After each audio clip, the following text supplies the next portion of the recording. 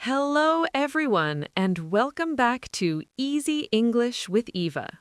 I'm Eva, and as always, I'm very happy you're here with us today. How are you doing?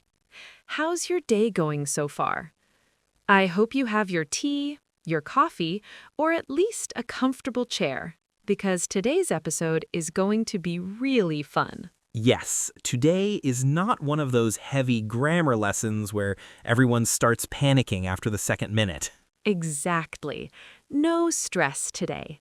This is more like a real conversation. You're going to hear English expressions that native speakers actually use in everyday life, not strange textbook phrases, not robotic English, real English. The kind of English that sometimes makes learners stop and think, wait, what did he just say? Yes, because very often you know all the words separately, but when native speakers put them together, suddenly it sounds like a mystery. Like when someone says, I'm at the end of my rope, and you think, why is there a rope? Where did the rope come from? That's why today we're going to help with that. Alex and I will talk about 20 real English expressions. We'll use them naturally in conversation, in little stories, and sometimes we'll ask you to guess the meaning too.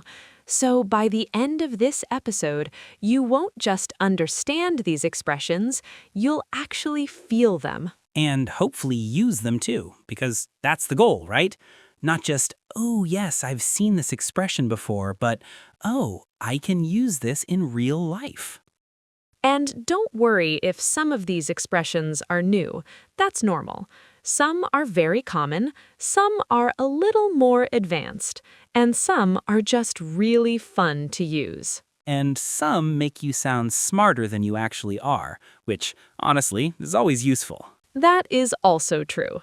So, let's begin. And let's start with a situation that most people know very well.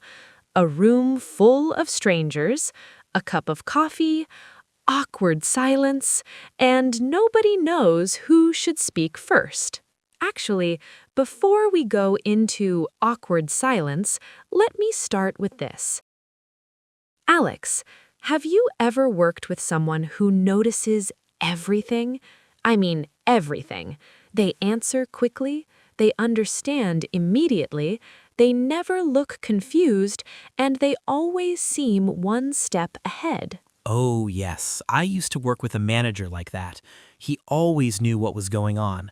Before anyone even asked a question, he already had the answer. So he was really on the ball. Exactly.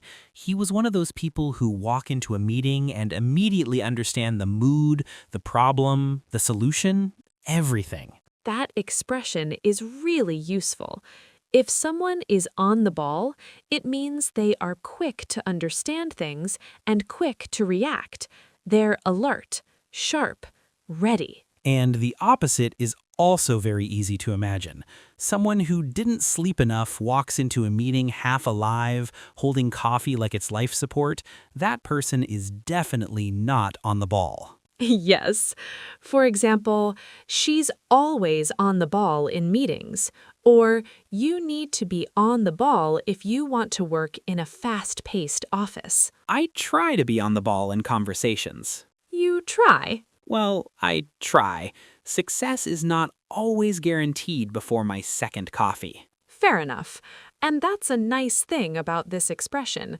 You can use it for work, study, meetings, interviews, even daily life.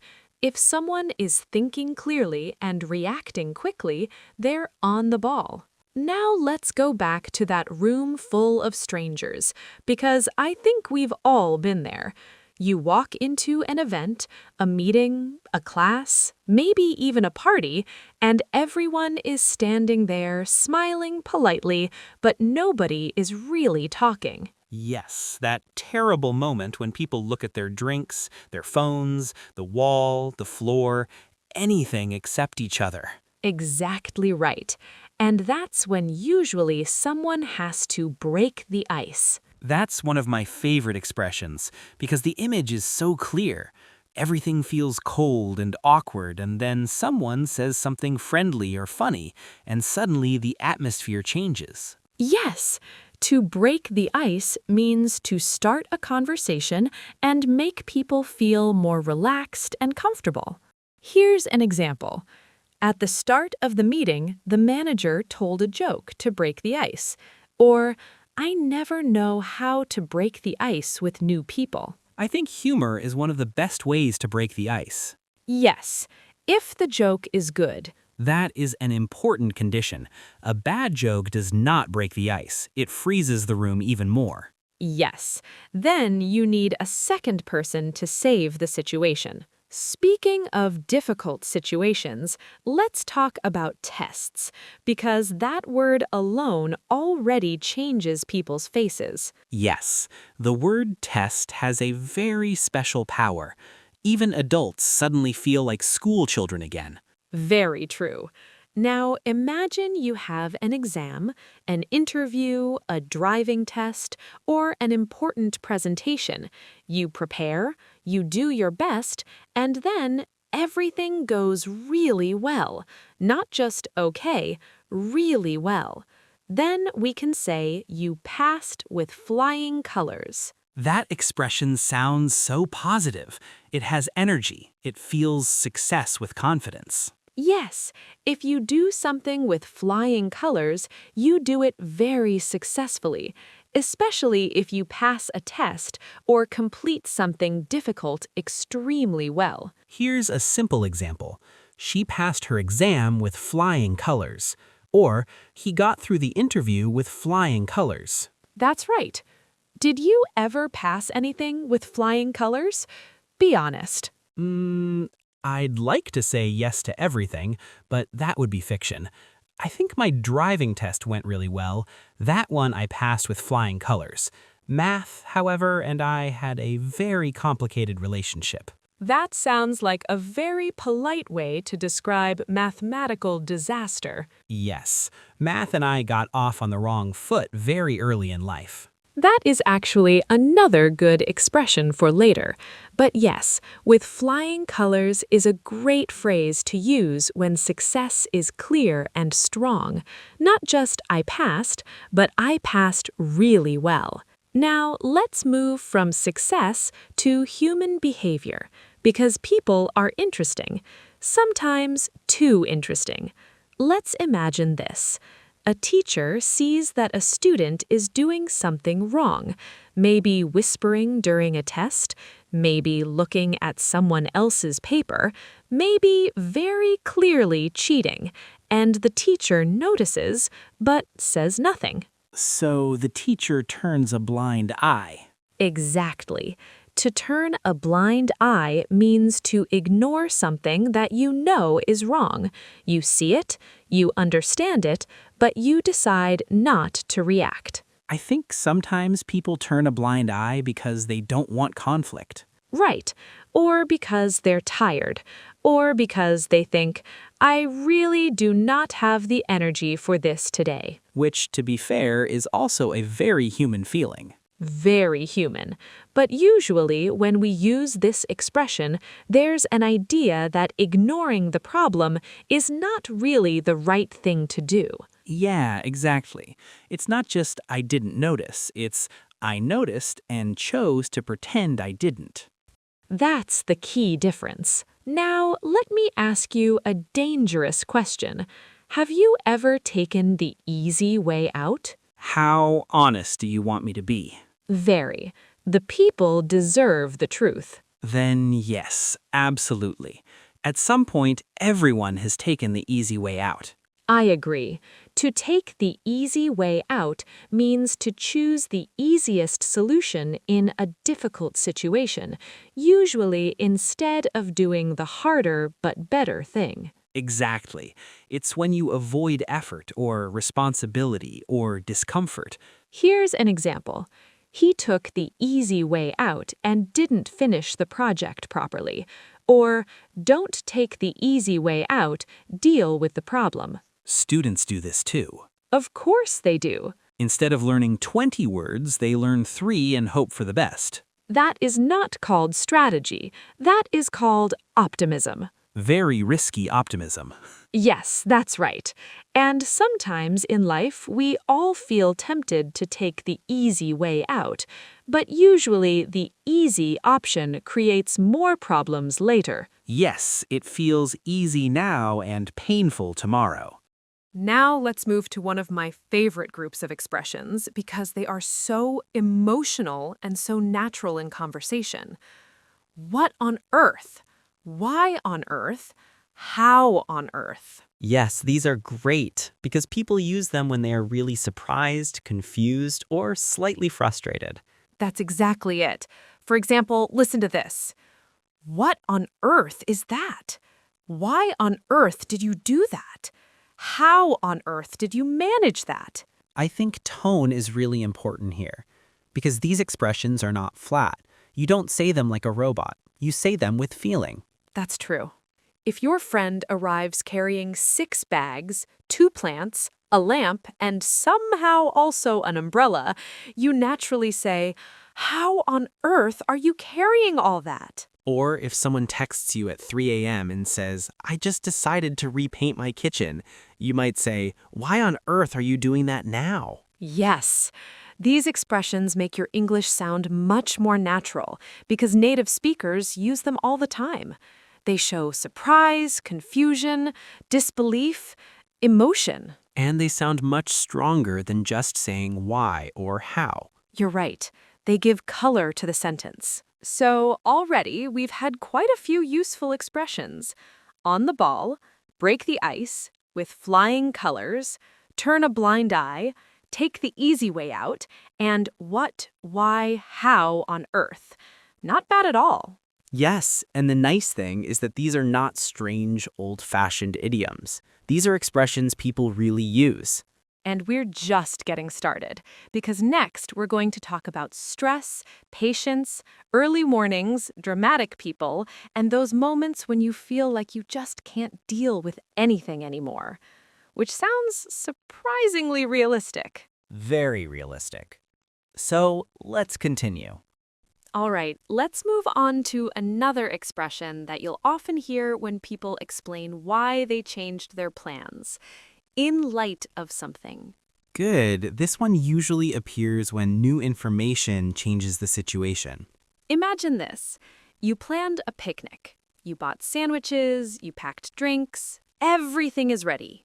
Then you check the weather, and the forecast says heavy rain all day. So, in light of the weather forecast, you cancel the picnic. All right, let's check with our listeners. What do you think in light of means here? Take a second. If you guessed something like because of new information, you're absolutely right. People use it when something happens that changes a decision. You might hear something like, in light of recent events, the meeting has been postponed. Or in everyday life, in light of how tired I am today, I'm ordering pizza. That sounds like a very wise decision. Very responsible, actually. Now let's talk about a feeling many people know very well, the moment when everything goes wrong at the same time. Oh yes, your alarm doesn't ring, your coffee spills, your phone battery dies, then your computer freezes. And that's when we say, I'm at the end of my rope. So basically, you've had enough. You're done. But sometimes, even when things are difficult, people refuse to stop. They continue to the bitter end.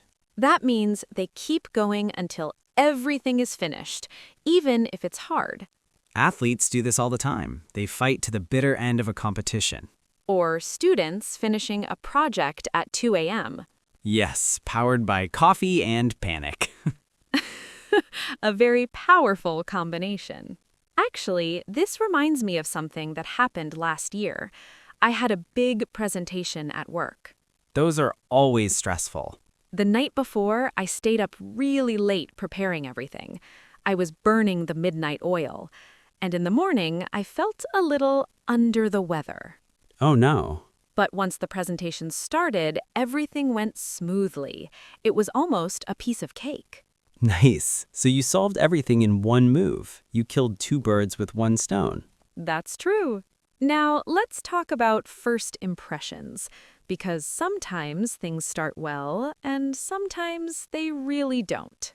Sometimes two people meet and immediately misunderstand each other. And then we say the relationship got off on the wrong foot. Yes, that's when something starts badly right from the beginning. Maybe there's a misunderstanding or the first conversation feels awkward. Yeah, exactly. For example, you might say, our first meeting got off on the wrong foot, but later we became good friends. That's actually quite common. First impressions don't always tell the whole story. Very true. Sometimes people just need a little more time to understand each other. Or maybe a second conversation and better coffee. Well said. Coffee fixes many social situations. Now, here's a fun one. Have you ever seen someone react in a very dramatic way? Oh yes, some people turn small situations into huge events. When something is exaggerated or extreme, we say it's over the top. So let's ask everyone watching. If someone is over the top, what does that mean? It means they're very tall? No, not quite. It means something is too dramatic or exaggerated. Now, here's an expression I personally dislike. Let me guess. Early mornings? You got it. If someone wakes up extremely early, we say they wake up at the crack of dawn. Basically when the sun is just starting to rise. Imagine you have a flight at 6 a.m. That means you're leaving the house at the crack of dawn. Which usually means nobody is happy. Now, the next expression is about feelings. Sometimes people suddenly change how they feel about something. Yes, and that's called a change of heart. Picture this. Someone plans to sell their grandmother's necklace, but at the last moment, they stop and think about all the memories connected to it. And suddenly they can't do it. That's right. They've had a change of heart. So their feelings change, not just their decision. True, it's emotional. Sometimes someone describes a problem perfectly. Yes, and when that happens, we say they hit the nail on the head. Imagine a team trying to understand why a project failed. Everyone has different theories. Then someone says, I think the real problem was poor communication. And everyone suddenly agrees. That person hit the nail on the head. Now, imagine this. You spend 3 hours working on something. Then your computer crashes. And everything disappears, so suddenly you're back to square one. Let's ask everyone watching, what do you think that means? Take a second. If you guessed it means starting again from the beginning, you're absolutely right. All your progress is gone. One of the most painful moments in modern life. Now, let's talk about secrets. Secrets are very fragile things. Especially when someone talks too much. Absolutely. Someone accidentally mentions a surprise birthday party, and suddenly the birthday person knows everything. That person let the cat out of the bag. Quick question for everyone watching. What do you think that means? If you guessed revealing a secret too early, you got it. Yes, the surprise is gone. Sometimes people plan something big, moving to another country, starting a new job. But right before the big moment, they start feeling nervous. Then we say they get cold feet. It's that sudden fear right before doing something important. Now, imagine two people discussing a plan. One person makes an offer. And now the other person must decide what to do. That's when we say the ball is in your court. Meaning the next move is yours. Some people do only the minimum required. But the best professionals go the extra mile. They stay a little longer, help a little more, do more than expected. Those are the people everyone wants to work with. Well, Alex, after all these expressions, I think it might be time to call it a day. I agree. But if our viewers keep practicing these expressions, they'll definitely be on the ball in conversations. and maybe even pass their English exams with flying colors. Thanks for learning with us today. And we'll see you in the next episode of Easy English with Eva.